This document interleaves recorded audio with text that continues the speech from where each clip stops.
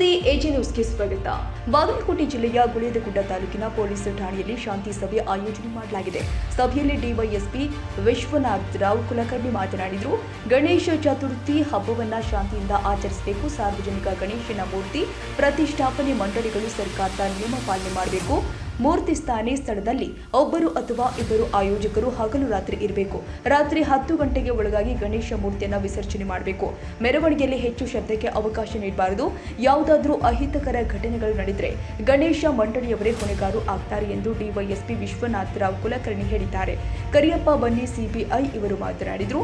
ನಮ್ಮ ವ್ಯಾಪ್ತಿಗೆ ಬರುವ ಎಲ್ಲ ಗ್ರಾಮೀಣ ಭಾಗದ ಮತ್ತು ನಗರ ಪ್ರದೇಶದ ಗಣೇಶ ಮಂಡಳಿಗಳಿಗೆ ಸಾರ್ವಜನಿಕ ಸಂಪರ್ಕಕ್ಕೆ ತೊಂದರೆ. ಗಣೇಶ ಮೂರ್ತಿಯನ್ನ ಹಿಡಬೇಕು, ನಿಯಮಗಳನ್ನ ಪಾಲಿಸಬೇಕು ಎಂದರು. ಸಿದ್ದಪ್ಪ ಯಡಹಳ್ಳಿ ಮಾತನಾಡಿದರು. ಗಣೇಶ ಮಂಡಳಿಯವರಿಗೆ ಪೊಲೀಸ್ ಪರ್ಮಿಷನ್, ಕೆಇಬಿ ಪರ್ಮಿಷನ್, ಪುರಸಭೆ ಪರ್ಮಿಷನ್, ಗ್ರಾಮ ಪಂಚಾಯಿತಿ ಪರ್ಮಿಷನ್ ತೆಗೆದುಕೊಂಡು ಆಯೋಜಕರು ಗಣೇಶ ಮೂರ್ತಿಯನ್ನ ಕುಂದ್ರಿಸಬೇಕು. ಗಣಪತಿ ವಿಸರ್ಜನೆ ವೇಳೆಯಲ್ಲಿ ಡಿಜೆ ಮುಂತಾದ ದೊಡ್ಡ ಪ್ರಮಾಣದ ಧ್ವನಿ ವರ್ಧಕಗಳನ್ನು ಬಳಸಬಾರದು. ಏನೇ ಘಟನೆಯಾದರೂ ಕೂಡ ನಮ್ಮ ಠಾಣೆಗೆ ತಿಳಿಸಬೇಕು ಎಂದರು. ಅದನ್ನ ಒಂದು ಫುಲ್ ಡಿಜೆಗೆ 1,10,000 ರೂಪಾಯಿ ತನಕ ಬರುತ್ತೆ. ಜನರೇಟರ್ ಅದು ಹಿಡಿದು ನೀವು 1,10,000 ಯಾವುದಾದ್ರೂ ಒಂದು ಹಾಸ್ಟೆಲ್ಗೆ ಕೊಟ್ಟರೆ ನಿಮ್ಮ ಹೆಸರಲ್ಲಿ 1 ವರ್ಷ ಊಟ ಮಾಡ್ತಾರೆ ಹುಡುಗರು. ನಿಮ್ಮ ಡಿಜೆ ರಾತ್ರಿ 8ರಿಂದ ಮುಂಜಾನೆ 5 ತನಕ 7 ತಾಸು 8 ತಾಸು ಅವರು ಒಂದು ಯಾವುದೋ ಹಾಸ್ಟೆಲ್ ಹುಡುಗರು 1 ವರ್ಷ ಊಟ ಮಾಡ್ತಾರೆ. ಅದು ವಿಚಾರ ನೀವು ಬಿಡೋದು, ಮಾಡ್ತಿರೋ ಬಿಡ್ತಿರೋ ನಿಮಗೆ ಬಿಟ್ಟು ವಿಚಾರ. ಅದನ್ನು ಇದು ಯಾವುದೇ ಪೊಲೀಸ್ ಕಂಪಲ್ಸರಿ ಅಲ್ಲ, ನಿಮ್ಮ ತಲೆಯಲ್ಲಿ ಗಮನಕ್ಕಿರಲಿ ಅಂತ ಹೇಳ್ತಾ ಇರೋದು. ಆ ನಂತರ ನಿಮ್ಮ ಗುಳೇದಗುಡ್ಡ ಎಲ್ಲ ಜಾನಪದ ಕಲೆ ಸಾಹಿತ್ಯಕ್ಕೆ ಫೇಮಸ್ ಇದೆ. ಡಿಜೆನೆ ಅಂತ ಏನು ಬೇಕಾಗಿಲ್ಲಲ್ಲ, ಕೋಲಾಟ ಇರಬಹುದು, ಬೇರೆ ಏನಾದರೂ ಮಾಡಿ ಅಲ್ಲ ಜನ ನೋಡ್ತಾರೆ.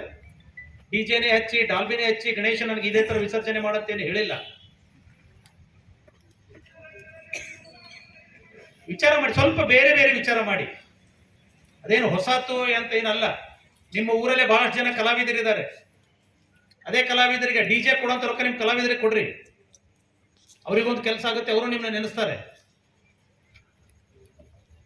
ಈ ತರದನ್ನ ಸ್ವಲ್ಪ ದಯಮಾಡಿ ವಿಚಾರ ಮಾಡಿ, ಹೊಸ ಆಲೋಚನೆ ಮಾಡಿ, ಶಾಂತ ರೀತಿಯಿಂದ.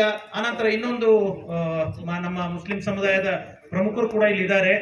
ಈಗ ನಾನು ಸಿಪಿಐ ಜೊತೆ ಮಾತಾಡಿದಾಗ ಇಲ್ಲಿ ಮುಖ್ಯವಾಗಿ ಗುಳೇದಗುಡ್ಡದಲ್ಲಿ 5ನೇ ದಿನ ಮತ್ತು 7ನೇ ದಿನನೇ ಎಲ್ಲ ಗಣೇಶ ಹೋಗುತ್ತೆ ಅಂತೇಳಿ, 10ನೇ ದಿನ ಈದ್ ಮಿಲಾದ್ ಬರುತ್ತೆ. ಸೊ ಹಾಗಾಗಿ ಇಲ್ಲಿ ಏನೂ ಸಮಸ್ಯೆ ಇಲ್ಲ. ಕೆಲವೊಂದು ಕಡೆ ಇತ್ತಂದ್ರೆ ನಾವು ಸಹ ಆ ಥರ ಯಾವುದಾದ್ರೂ 11ನೇ ದಿನ ಗಣೇಶ ಏನಾದರೂ ಇತ್ತಂದ್ರೆ ದಯಮಾಡಿ ನಾ ಎಲ್ಲರಲ್ಲಿ ಕಳಕಳಿಯಿಂದ ವಿನಂತಿ ಏನಂದ್ರೆ ಅದನ್ನು 9ನೇ ದಿನಕ್ಕೆ ಪ್ರೀಪೋನ್ ಮಾಡಿಕೊಂಡು 9ನೇ ದಿನಕ್ಕೆ ನೀವು ಮಾಡ್ಕೊಂಡ್ರೆ 10ನೇ ದಿನಕ್ಕೆ ಅವರು ಕೂಡ ಈದ್ ಮಿಲಾದ್ ಮಾಡ್ಕೊಳ್ಳಿಕ್ಕೆ ಅನುಕೂಲ ಆಗುತ್ತೆ. ಆ ಭ್ರಾತೃತ್ವ ಪ್ರೇಮ ಎಲ್ಲರ ಕಡೆ ಇಲ್ಲಿ ಇದೆ ಅಂತ ನಾನು ಭಾವಿಸಿದ್ದೀನಿ. ನಾವ್ಯಾಕೆ ಮಾಡಬೇಕು, ನೀವ್ಯಾಕೆ ಮಾಡಬೇಕು, ಬೇಡ. ಊರಲ್ಲಿ ಶಾಂತಿ ಇರಬೇಕಾದ್ರೆ ಮಾಡಬೇಕು. ಇಲ್ಲ ನೀವು ಮಾಡಿಲ್ಲ ಅಂದ್ರೆ ಮಾಡಿಸೋದು ನಮ್ಗೆ ಗೊತ್ತಿದೆ, ಕಾನೂನಲ್ಲಿ ಇದೆ. ಅದನ್ನು ಕೂಡ ಆ ಕಾನೂನನ್ನ ಎಲ್ಲದಕ್ಕೂ ಪ್ರಯೋಗ ಮಾಡೋದು ಬೇಡ. ನೀವು ಸಹಬಾಳ್ವೆಯಿಂದ ಮಾಡಿಕೊಂಡ್ರೆ ನಾವು ಯಾವುದರಲ್ಲಿ ಇಂಟರ್ಫಿಯರ್ ಆಗಕ್ಕೆ ಹೋಗೋದಿಲ್ಲ. ನಾವು ಬಂದು ಯಾವುದೇ ಒಂದು ಬಗೆಹರಿಸುವಂಥ ಸನ್ನಿವೇಶ ತಾವು ತಂದುಕೊಳ್ಳೋದಿಲ್ಲ ಅನ್ನೋದು ನನ್ನ ಭಾವನೆ ಇದೆ. ಅದಕ್ಕೆ ತಾವೆಲ್ಲರೂ ಕೂಡ ತಕ್ಕಂಗೆ ನಡ್ಕೊಳ್ತೀರಿ. ಆನಂತರ ನಾನು ನಿನ್ನೆ ಕೆರೂರಲ್ಲಿ ಕೂಡ ವಿಚಾರ ಮಾಡಿದಾಗ ಹೇಳ್ತಾ ಇದ್ದೆ, ಇಲ್ಲಿ ಮಾಡಿದ್ರು ಅಲ್ಲಿ ಗೊತ್ತಿಲ್ಲ.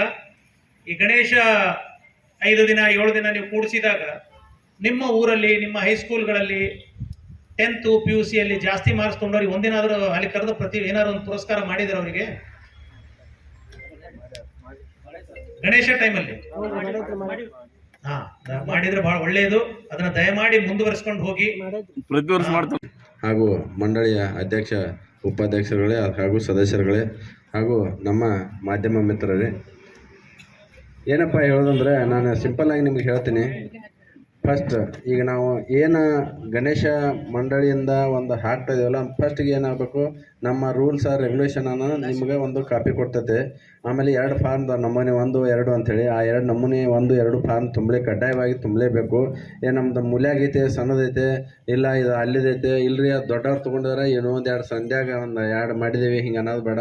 ಸಣ್ಣದೇ ಇರಲಿ ದೊಡ್ಡದೇ ಇರಲಿ ಎಷ್ಟೇ ಇರಲಿ, ಯಾವ ದಿವಸ ನೀವು ಕುಂದ್ರಿಸೋದು 7ನೇ ತಾರೀಕು ಕುಂದ್ರಿಸೋದು ಇರ್ತೈತೆ. ಬಟ್ 5ನೇ ತಾರೀಕು 7ನೇ ತಾರೀಕನ್ನ ಜಾಸ್ತಿ ಇದಾವೆ ನಿಮ್ಮಲ್ಲಿ. 7ನೇ ದಿನ 5ನೇ ದಿನ 7ನೇ ದಿನನೂ ಜಾಸ್ತಿ ಇದಾವೆ. ಅದೇ 7ನೇ ತಾರೀಕು ಪ್ರತಿಷ್ಠಾಪನೆ, ಆಮೇಲೆ 5 ದಿನ 7ನೇ ದಿನ ಜಾಸ್ತಿ ಇರ್ತಾವೆ ನಾನು ನೋಡಿದ ಪ್ರಕಾರ ನಿಮ್ಮಲ್ಲಿ. ಅದಕ್ಕಾಗಿ ನೀವೇನು ಮಾಡಬೇಕು, ನೀವು ಯಾವ ದಿವಸ ನೀವು ವಿಸರ್ಜನೆ ಮಾಡಬೇಕಲ್ಲ ಆ ದಿವಸ ಕಡ್ಡಾಯವಾಗಿ, ಆ ದಿವಸ 5ನೇ ದಿವಸ ಇದ್ರೆ 5ನೇ ದಿವಸ, 7ನೇ ದಿವಸ ಇದ್ರೆ ನೀವು ಯಾವಾಗಾದ್ರೂ ತಗೊಳ್ಳಿ, ಬಟ್ ಆ ದಿವಸನ ಕಡ್ಡಾಯವಾಗಿ ಅದರಲ್ಲಿ ನಮೂದು ಮಾಡಬೇಕು. ಅದೇ ದಿವಸ ಕಡ್ಡಾಯವಾಗಿ ವಿಸರ್ಜನೆ ಮಾಡಬೇಕು. ಒಂದು, ಯಾವಾಗ ನೀವು ಸಾರ್ವಜನಿಕ ಸ್ಥಳದಲ್ಲಿ ನೀವು ಶೆಡ್ ಹಾಕಬೇಕಂದ್ರೆ ಅಥವಾ ಗಣೇಶ ಮಂಟಪ ಕಟ್ಟಬೇಕಂದ್ರೆ ಒಂದು ಯಾವುದೇ ರಸ್ತೆಗೆ ಅಡಚಣೆ ಆಗೋದಂಗೆ ನೋಡ್ಕೋಬೇಕು. ಈಗಾಗಲೇ ನೋಡ್ಕೊಂಡಿರ, ಆದರೂ ಸಹಿತ ಕೆಲವೊಂದು ಟೈಮ್ದಲ್ಲಿ ಬೇರೆ ಬೇರೆ ಸ್ಥಳ ಬದಲಾವಣೆ ಆಗ್ಬೇಕಂದ್ರೆ ಅದು ಯಾವುದೇ ರಸ್ತೆ ಸಂಚಾರಕ್ಕೆ ಅಥವಾ ಸಾರ್ವಜನಿಕರಿಗೆ ತೊಂದರೆ ಆಗುವಂಥದ್ದು ಇರಬೇಕು. ಅದನ್ನು ಫಸ್ಟ್ ಆಫ್ ಆಲ್ ನೋಡಬೇಕು. ಒಂದು, ಇನ್ನೊಂದು ಏನಪ್ಪ ಅಂದ್ರೆ ಆ ಗಣೇಶ ಮಂಡಳಿಯವರು ನೀವು ಏನು ಮಂಡಳಿ ಸದಸ್ಯರನ್ನ ಕೊಟ್ಟಿರ್ತೀರಲ್ಲ, ಆ ಕೊಟ್ಟ ಸದಸ್ಯರು ಕಡ್ಡಾಯವಾಗಿ ಅಟ್ಲೀಸ್ಟ್ ಇಬ್ಬರಾದರೂ ಅಲ್ಲಿ ಇರಬೇಕು ಯಾವಾಗಲೂ 24x7. ಯಾಕಪ್ಪ ಅಂದ್ರೆ ಅಲ್ಲಿ ಸುರಕ್ಷತೆ ದೃಷ್ಟಿಯಿಂದ ಅಂದರೆ ಏನು, ಅಲ್ಲಿ ನೀವು ದೇವ್ರ ಮುಂದೆ ದೀಪ ಹಚ್ಚಿರ್ತೀರಿ, ಆ ದೀಪ ಆರಂಗಿಲ್ಲ, ವಿಸರ್ಜನೆ ಆಗುವವರೆಗೆ ದೀಪ ಆರ್ದಂಗೆ ನೀವು ನೋಡ್ಕೋತೀರಿ.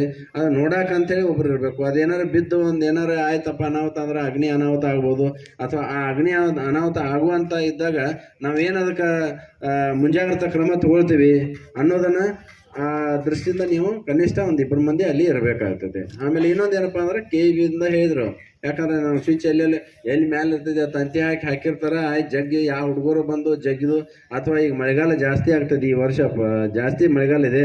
ಅದಕ್ಕಾಗಿ ಆ ಮಳೆಗಾಲ ಇರೋದ್ರಿಂದ ಎಲ್ಲ ಕಡೆ ಹಸಿ ಆಗುವಂಥ ಸಂದರ್ಭದಾಗ ಕಟ್ಟಿಗೆನೂ ಹಸಿ ಆಗಿರ್ತೈತೆ, ಅಥವಾ ಒಣ ಕಟ್ಟಿಗೆ ಅಂದರೆ ಇಲ್ಲ ಮಳೆಗೆ ಹಸಿ ಆಗ್ತೈತೆ, ಹಸಿಗೆ ಅದು ಹಿಡ್ಕೊಂಡು ಏನಾರೇ ಅನಾಹುತ ಆಗಬಾರ್ದು, ಅಪಶಕುನ ಆಗಬಾರ್ದು. ಅದಕ್ಕಾಗಿ ಅದನ್ನೂ ಸಹಿತ ನೀವು ಮುಂಜಾಗ್ರತಾ ಕ್ರಮವಾಗಿ ಅದನ್ನು ಸುರಕ್ಷತಾ ದೃಷ್ಟಿಯಿಂದ ಅಲ್ಲೇ ಯಾವುದಾದ್ರೂ ಒಂದು ಸ್ವಿಚ್ ಈಗ ಹೇಳಿದ್ರಲ್ಲ, ಒಂದು ಹೊಸ ಕನೆಕ್ಷನ್ ತೊಗೊಂಡ್ರೆ ಒಳ್ಳೆಯದು. ಹೊಸ ಕನೆಕ್ಷನ್ ಅವ್ರಿಗೂ ಬೇಕಾದ್ರೆ ನೀವು ಅಪ್ಲೈ ಮಾಡ್ರಿ ಅಂದ್ರೆ ಕೊಡ್ತಾರ. ಇದೊಂದಾಯಿತು. ಆಮೇಲೆ ಇನ್ನೊಂದೇನಪ್ಪ ಅಂದ್ರೆ ಅಲ್ಲಿ ಅಕ್ರಮ ಚಟುವಟಿಕೆ ನಡೀತಾ ಇರ್ತಾವೆ. ಪೆಂಡಾಲ್ ಮುಂದೆ ಗಣೇಶ ಮುಂದಿರ್ತಾನೆ, ಹಿಂದೆ ಒಂದು ದೊಡ್ಡ ಪೆಂಡಾಲ್ ಹಾಕಿರ್ತಾರೆ, ತಿಳಿತಾ? ಅದೇನು ನನಗೆ ಅನ್ಸೋ ಮಟ್ಟಿಗೆ ಬಹುಶಃ ಕಡಿಮೆ. ಈ ಕಡೆ ಯಾವೂ ಇಲ್ಲ, ನಾನು ನೋಡಿಲ್ಲ. ನೋಡ್ರೆ ನಾವು ಏನು ಮಾಡ್ಬೇಕು ಮಾಡ್ತೀವಿ, ಅವಾಗ ನೀವು ಬರಬಾರ್ದು ಅಷ್ಟೇ, ಮತ್ತೇನಿಲ್ಲ. ಅದಕ್ಕಾಗಿ ಹಿಂದೆ ಪೆಂಡಲ್ ಜಾಸ್ತಿ ಜಾಗ ಬಿಟ್ಟಿರ್ತಾರಲ್ಲ, ಅಲ್ಲಿ ಹಂಗೆ ಆಗಬಾರ್ದು. ಅದಕ್ಕೆ ನಿಮ್ಗೆ ಸೂಕ್ಷ್ಮ ಗೊತ್ತಾಗೈತೆ, ಅದಕ್ಕೆ ಮಾಡೋಕ್ಕೆ ಹೋಗ್ಬೇಡ್ರಿ. ಮಾಡಿದ್ರೂ ಸಹಿತ ನಾವು ಅದನ್ನು ಅವಾಗ ವಿಸಿಟ್ ಕೊಡ್ತಾ ಇರ್ತೀವಲ್ಲ, ಅವಾಗ ನಾವು ಏನು ಕಾನೂನು ಕ್ರಮ ತೊಗೊಳ್ತೀವಿ. ಅವಾಗ ನಿಮ್ಮ ಮಂಡಳಿಯವ್ರು ಬಂದು ರಿಕ್ವೆಸ್ಟ್ ಮಾಡ್ಕೋದು ಬೇಡ, ಯಾಕಂದ್ರೆ ಸರಿ ಅನ್ಸಂಗಿಲ್ಲ. ಒಂದು, ಯಾಕಂದ್ರೆ ನಾವು ಗಣೇಶ ಅಂದ್ರೆ ಬುದ್ಧಿ ದೇವತೆ, ನಾವು ಇಂಥದ್ರಾಗ ಯೂಸ್ ಮಾಡ್ಕೋದು ಬೇಡ. ಆಮೇಲೆ ಇನ್ನೊಂದೇನಪ್ಪ ಅಂದ್ರೆ ವಿಸರ್ಜನೆ ಮಾಡ್ಬೇಕಾದ್ರೆ ಕಡ್ಡಾಯವಾಗಿ ನೀವು ಮಂಡಳಿಯವರು ಅದರ ಸುರಕ್ಷತೆ ದೃಷ್ಟಿಯಿಂದ ನೀವು ಅದನ್ನು ಯಾವ ರೀತಿ ಒಯ್ಬೇಕು ಅನ್ನೋದು ನೀವೇ ನಿರ್ಧಾರ ಮಾಡಬೇಕು. ಪೊಲೀಸರದ ಅವಶ್ಯಕತೆ ಇಲ್ಲ ನಿಮಗೆ, ತಿಳಿತಾ? ನೀವೇ ನಿರ್ಧಾರ ಮಾಡಬೇಕು, ಹಿಂಗೆ ಒಯ್ಬೇಕು ಅಥವಾ ಯಾರ್ಯಾರು ಕೂಡಿಸ್ಬೇಕು. ಇಲ್ಲಾರ ಅಲ್ಲಿ ಅವ ಬಂದ, ಆ ಒನ್ಯಾವ ಬಂದ, ಇಲ್ಲಿ ಅವ ಅಲ್ಲಿ ಹೋದ, ಏನಾರ ಗಲಾಟೆ ಮಾಡಿದ. ಆಮೇಲೆ ಈಗಾಗಲೇ ಹೇಳಿದ್ರಲ್ಲ, ಈಗ ಡ್ರಿಂಕ್ಸ್ ಮಾಡ್ಕೊಂಡು ಒಂದು ಉದಾಹರಣೆ ಹೇಳ್ರವ್ರು. ಏನಪ್ಪ ಅಂದ್ರೆ ಬೆಳಿಗ್ಗೆ ಎದ್ದು ಸಿಗ್ತೈತಿ ನೋಡ್ರಿ, ಅವ್ರಿಗೆಲ್ಲ ಗೊತ್ತಿರ್ತೈತೆ. ಪ್ರತಿ ವರ್ಷ ಗಣೇಶ ಹಬ್ಬದಿಂದ ಸ್ಟಾರ್ಟ್ ಆಯ್ತು ಅಂದ್ರೆ ಮುಗಿಯೋರಿಗೆ ಬಂದಿರ್ತೈತೆ. ನಾವು ಮೊದಲ ಇಟ್ಕೊಂಡು ಬಿಟ್ಟಿರ್ತಾರೆ ಅವ್ರು. ಇಲ್ಲಿ ತರೋದು ಮಾತಿಲ್ಲ, ಮೊದಲ ಅಡ್ವಾನ್ಸ್ ಆಗಿ ಇಟ್ಕೊಂಡು ಬಂದಿರ್ತಾರೆ. ಬೇಕಾದ್ರೆ ನೀವು ಅಲ್ಲಿ ಅಂಥವ್ರು ಯಾರು ಇದ್ರಂದ್ರೆ ಬೇಕಾದ್ರೆ ಹೋಗಿ ಚೆಕ್ ಮಾಡಿರಿ. ಮನ್ಯಾಗ 7ನೇ ತಾರೀಕು ಇದ್ದಿರ್ತೈತಲ್ಲ, 6ನೇ ತಾರೀಕು ಚೆಕ್ ಮಾಡಿರಿ, ಒಂದು 4-5 ಬಾಟ್ಲಿಗಳು ಸಿಗ್ಲಿಲ್ಲ ಅಂದ್ರೆ ನೋಡಿರ್ಬೇಕಾರೆ. ಅಂದರೆ ಅದನ್ನು ಎಲ್ಲ ಅಡ್ವಾನ್ಸ್ ಅವ್ರು ಪ್ಲ್ಯಾನ್ ಮಾಡ್ಕೊಂಡಿರ್ತಾರೆ.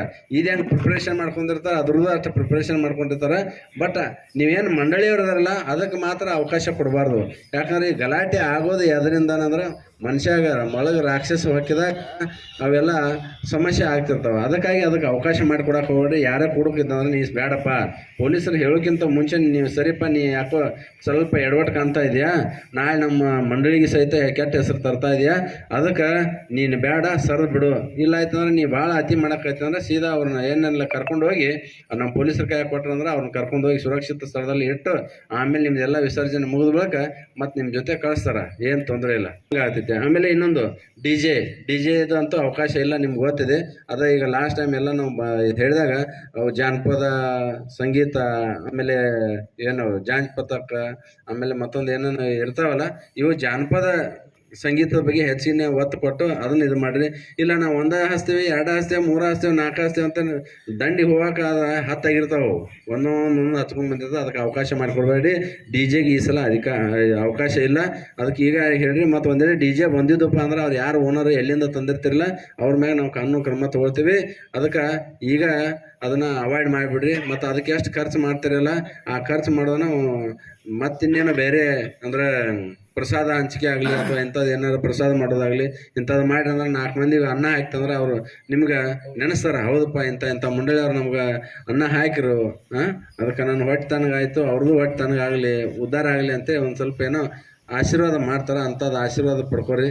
ಅದಕ್ಕೆ ಇವಿಷ್ಟ ಪ್ರತಿ ವರ್ಷ ಹೇಳುವಂಥ ಇರ್ತಾವೆ. ಬಟ್ ಗಾಂಜಾ ಹೇಳಿದ್ರಲ್ಲ, ಇದು ಬರೀ ಎಲ್ಲರೂ ಹಂಗೆ ಹೇಳ್ತಾರಪ್ಪ, ಗಾಂಜಾ ಐತಿ, ಬಟ್ ಅದು ಹೆಂಗೆ ಬರ್ತೈತೆ ಅನ್ನೋದು ಹೇಳ್ತಾರಲ್ಲ ಎಲ್ಲರೂ. ಎಲ್ಲಿಂದ ಬರ್ತೈತಿ, ಯಾರು ಇಷ್ಟೆಲ್ಲ ನೋಡ್ತಾರಲ್ಲ, ಇಂಥವು ಯಾರು ತೊಗೊಂಡಿದ್ದಾನಲ್ಲ ಅಂಥವ್ನ ಹೆಸರು ಹೇಳಿ ನೀವು ಸಾಕು. ನೀವೇನು ಮುಂದೆ ಬಂದು ಹೇಳಬೇಕಾಗಿಲ್ಲ. ಫೋನ್ ಮಾಡಿ ನಮ್ಮ ಪೊಲೀಸ್ ಸ್ಟೇಷನ್ ನಂಬರ್ ಇದೆ, ಬೀಟ್ ಪಿಶಿಗಳ ನಂಬರ್ ಇರ್ತೈತೆ, ಒಂದು ಫೋನ್ ಮಾಡಿ ಹೇಳಿ ಇಂಥವ ಅಂತ ಹೆಸರು ಹೇಳಿದ್ರೆ ಸಾಕು ನಮ್ಗೆ. ಯಾಕಂದ್ರೆ ಈಗ ಎಲ್ಲಿಂದ ಬಂತೈತಿ ಏನು ಬರ್ತೈತಿ ಎಲ್ಲರೂ ಹೇಳ್ತಾರೆ, ಗಾಂಜಾ ಸಿಗ್ತಾರೆ ಗಾಂಜಾ ಏನು ಹೇಳ್ತಾರೆ ಗೊತ್ತಾಗ್ತಿಲ್ಲ. ಲಾಸ್ಟಿಗೆ ನಾವು ಬದಾಮಿದಾಗ ಹಂಗೆ ಮಾಡಿದ್ರು. ಬದಾಮಿದಾಗ ಏನಾಯ್ತು, ಅಲ್ಲಿ ಒಂದು ಕಡೆ ಕುಂದಿರ್ತಾರ ಅಂತ ಹೇಳು. ಅದಕ್ಕಾಗಿ ನಾವು ಒಂದು 2 ಮಂದಿ ನೇಮಿಸ್ಬಿಟ್ಟು ಅಲ್ಲಿ 8 ಗಂಟೆ ನಂತರ ಕುಂದ್ರದ ಆಚೆ ಗಡ್ಡ್ಯಾಗ ಚಾಲು ಮಾಡೋದು. 8 ದಿವಸ ಮಾಡಿದ್ರು ಅಲ್ಲಿ ಯಾರು ಕುಂದಿರ್ತಾ ಇಲ್ಲ ಈಗ. ಬಟ್ ಅವರೇ ಹೇಳಿದ್ರು ಧನ್ಯವಾದ ಹೇಳ್ರಿ, ಬಟ್ ಗಾಂಜಾ ಬಂದಾಗಿಲ್ಲ.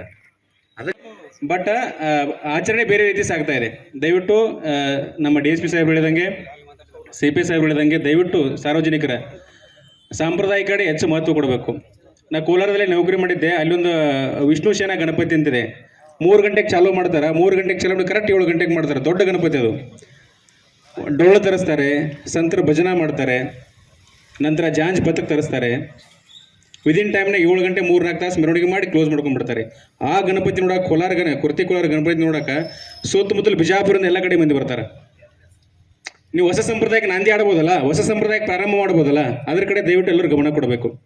ನಮ್ಮೂರಾಗ ನಾವು ಒಂದು ಘಟನೆ ಹೇಳಿದ್ವಿ. ನಮ್ಮೂರಾಗ ಒಂದು ಗಣಪತಿ ನಾವು ಸರ್ಕಾರಿ ನೌಕರಸ್ಥರು ಸ್ವಲ್ಪ ಫಂಡಿಂಗ್ ಅಟ್ಟ ಮಾಡಿ ಚಿಕ್ಕ ಪುಟ್ಟ ಗಣಪತಿ ಮಾಡ್ತೇವೆ. ಪ್ರತಿ ವರ್ಷ ಇಡ್ತೀವಲ್ಲಿ, ಅಲ್ಲಿ ವಿಸರ್ಜನೆ ಮಾಡ್ತಾರೆ. ನಾವು ಡೊಳ್ಳು, ಸಂತರ ಮೇಳ ಇದೆ ಸರ್ ನಮ್ದು. ಇಷ್ಟೇ ಒಂದು 4 ತಾಸು ಮೆರವಣಿಗೆ ಮಾಡ್ತೀವಿ ಎಲ್ಲ ನೌಕರಸ್ಥರದೆಲ್ಲ. ಅಲ್ಲಿ ಗಣೇಶ ಅಲ್ಲಿ ಗ್ರಾಮಸ್ಥರು ಮಾಡ್ತಾರೆ. ಇಂಥ ಸಾಂಪ್ರದಾಯಿಕವಾಗಿ ಮಾಡ್ತೀವಿ, ಮೆರವಣಿಗೆ ಮಾಡ್ತೀವಿ.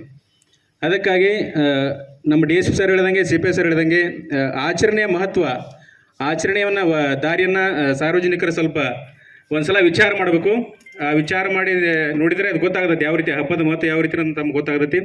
ಅದ್ರ ದಿಕ್ಕಿನಂತ ಎಲ್ಲರೂ ಕೂಡ ವಿಚಾರ ಮಾಡಿ ಅಂತ ಹೇಳ್ತಾ, ಈ ಗಣೇಶ ಶಾಂತಿ ಸಭೆಗೆ ಆಗಮಿಸಿರ್ತಕ್ಕಂಥ ಎಲ್ಲ ನಮ್ಮ DSP ಸಾಹೇಬರ ಅಧ್ಯಕ್ಷ ವಹಿಸಿದ DSP ಸಾಹೇಬರಿಗೆ, ಮುಖ್ಯ ಅತಿಥಿ ಸ್ಥಾನ ವಹಿಸಿರ್ತಕ್ಕಂಥ ನಮ್ಮ CP ಸಾಹೇಬರಿಗೆ, ಹಾಗೂ ಬೇರೆ ಇಲಾಖೆಯಿಂದ ಬಂದಂಥ ಎಲ್ಲ ಅಧಿಕಾರಿ ಮಿತ್ರರಿಗೆ, ಹಾಗೂ ಪತ್ರಕರ್ತರಿಗೆ, ಹಾಗೂ ಈ ಊರಿನ ಸಮಸ್ತ ಗುರು ಹಿರಿಯರಿಗೆ, ನಮ್ಮ ಗುಳೇದಗುಡ ಪೊಲೀಸ್ ಠಾಣೆಯ ಪರವಾಗಿ ಹಾಗೂ ಬಾಲ್ಕೋಟ್ ಜಿಲ್ಲಾ ಪೊಲೀಸ್ ಇಲಾಖೆಯ ಪರವಾಗಿ ಪೊಲೀಸ್ ಇಲಾಖೆಯ ಪರವಾಗಿ ವಂದನೆಗಳನ್ನು ಸಲ್ಲಿಸ್ತಾ ಎಲ್ಲರಿಗೂ ಗೌರಿ ಗಣೇಶ ಹಬ್ಬದ ಶುಭಾಶಯ ತಿಳಿಸ್ತಾ ನನ್ನ ಈ ಕಾರ್ಯಕ್ರಮಕ್ಕೆ ಸಮಾಪ್ತ ಮಾಡ್ತಾ ಇದ್ದೀನಿ. ಆ ರೋಡ್ಲೈಟ್ ಅವ್ರು ಯಾಕೆ ಹಾಕಂಗಿಲ್ಲ ಅಂತ ಹೇಳೋದು. ದಸರಾದಾಗೂ ಹಂಗೆ ಮಾಡ್ತೀರಿ, ಈ ಗಣಪತಿ ಹಬ್ಬದಾಗೂ ಹಂಗೆ ಮಾಡ್ತೀರಿ. ಹಾಕ್ತೀವಲ್ರಿ, ಇದನ್ನು ಈ ಹೇಳ್ತೀವಿ, ದರ ವರ್ಷ ಹೇಳ್ತೀವಿ, ಮತ್ತು ಹಂಗೆ ಮಾಡಿರ್ತೀರಿ. ಅದಕ್ಕೆ ಅದನ್ನು ಸೂಕ್ತ ಕ್ರಮ ಹೇಳಿ ಯಾರ್ಯಾರು ಎಲ್ಲೆಲ್ಲಿ ಅದಾವ ನೋಡ್ರಿ. ಆ ಲೈಟಿನ ಪ್ರಾಬ್ಲಮ್ ಭಯಂಕರ ಐತಿ. ಕಳಿಸುವಲ್ಲಿನೂ ಹಂಗೈತಿ. ಕಳಿಸುವಲ್ಲಿ ಏನು ಮಾಡ್ಬಿಡ್ತಾರ, ಕತ್ಲಿರ್ತದೆ. ಸಭೆಯಲ್ಲಿ ಡಿವೈಎಸ್ಪಿ ವಿಶ್ವನಾಥ್ ರಾವ್ ಕುಲಕರ್ಣಿ, ಸಿಪಿಐ ಕರಿಯಪ್ಪ ಬನ್ನಿ, PSI ಸಿದ್ದಣ್ಣ ಯಲಹಳ್ಳಿ, ಪುರಸಭೆ ಮ್ಯಾನೇಜರ್ AH ಮುದ್ದಿಬಿಹಾಳ ತಾಪಡೆಯ, ಜಮೀರ್ ಮೌಲಿ, ಶ್ರೀಕಾಂತ್ ಹುನಗುಂದ, ಮಹಬೂಬಾ, ಸಬರಾಜ್, ಸತೀಶ್ ನಡಶೆಸಿ, ರಾಜು ಸಂಗಮ್ ಸೇರಿ ಮತ್ತಿತರರು ಹಾಜರಿದ್ದರು. ತಾಜಾ ಸುದ್ದಿಗಾಗಿ AJ ನ್ಯೂಸ್ 24/7ಗೆ ಸಬ್ಸ್ಕ್ರೈಬ್ ಮಾಡಿ ಮತ್ತು ಬೆಲ್ ಐಕಾನ್ ಒತ್ತಿ ತಪ್ಪದೇ ಲಿಂಕ್ ಶೇರ್ ಮಾಡಿ.